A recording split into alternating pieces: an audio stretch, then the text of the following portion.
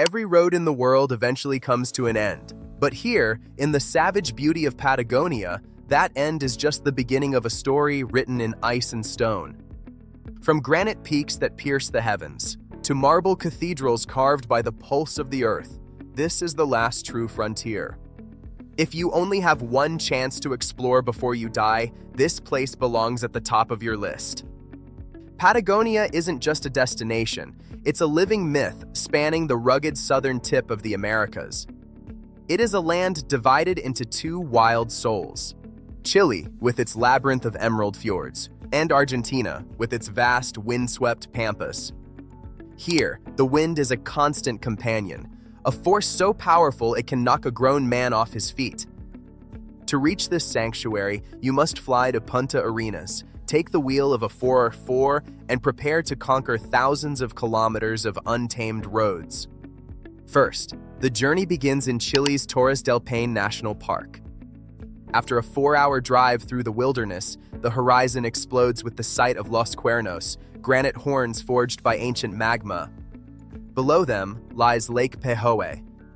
Its water reflects a shocking, electric turquoise that feels almost supernatural. For photographers, this is the holy grail.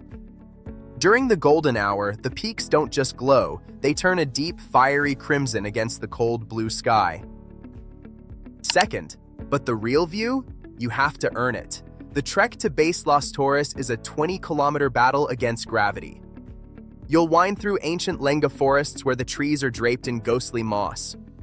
The final hour is a brutal, vertical scramble over massive, unstable boulders. Professional trekkers start before 8 a.m. because park rangers close the trail at 3 p.m. sharp.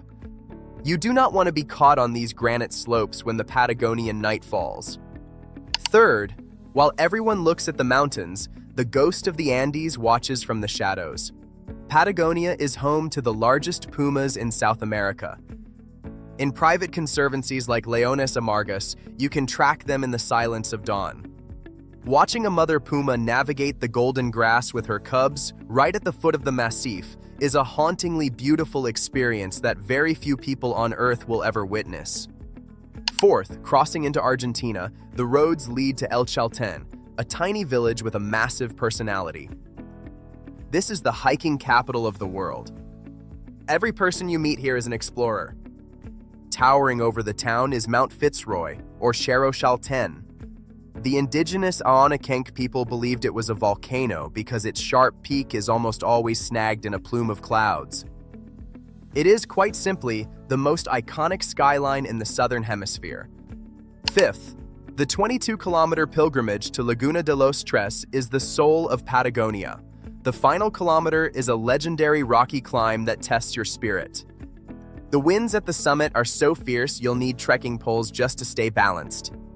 But once you stand before that sheer granite wall, reflecting in the ice-cold turquoise water of the lagoon, you'll realize that some views are worth every drop of sweat and every breath of thin mountain air. Sixth, beyond the forests of El Chaltén lies a secret for the true dreamers, Laguna Torre.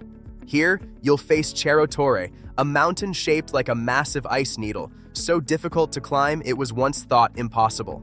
The summit is covered in a fragile crust called rime ice, formed by the relentless Patagonian winds. At its base, a gray glacial lake serves as an iceberg graveyard where frozen giants from Glacier Grande wash ashore. It's a place of haunting silence and ancient beauty. Seventh, in the heart of Los Glaciares National Park lies a giant that breathes, Perito Moreno. While most glaciers on our planet are retreating, this titan is still advancing, moving nearly 2 meters every single day. It's as tall as a 20-story building and spans miles across the water.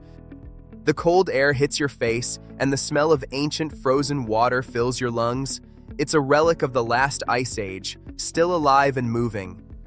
The silence here is deceptive. Suddenly you hear a crack like a cannon blast.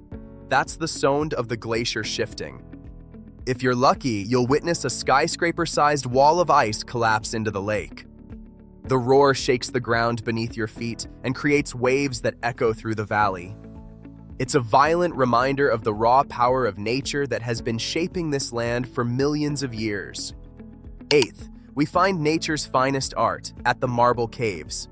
Located in the heart of General Carrera Lake, in the Aysén region of Chile, these cathedrals of stone were carved over 6,000 years by the rhythmic pulse of the waves. To reach them, you must travel along the remote Carretera Austral to the small town of Puerto Rio Tranquilo. Accessible only by boat, the Marble Caves are a labyrinth of swirling blue, white, and obsidian patterns. The colors shift constantly. They dance and change depending on the water's mineral content and the sun's angle. It feels like stepping inside a hollowed-out gemstone, a cathedral of stone and water. Ninth, for the ultimate solitude, we sail through the Chilean fjords. This massive labyrinth of emerald water stretches along the Pacific coast of southern Chile, accessible only by sea from ports like Puerto Natales or Punta Arenas. It is a world of total, heavy silence, broken only by the distant thunder of ice falling into the sea or the sudden spray of a whale surfacing in the mist. It is one of the last places on Earth where you can truly feel alone with the planet.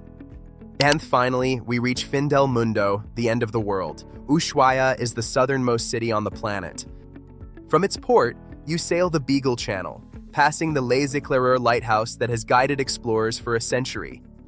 Nearby, on Isla Martillo, thousands of Gentoo and Magellanic penguins waddle across the rocky shores.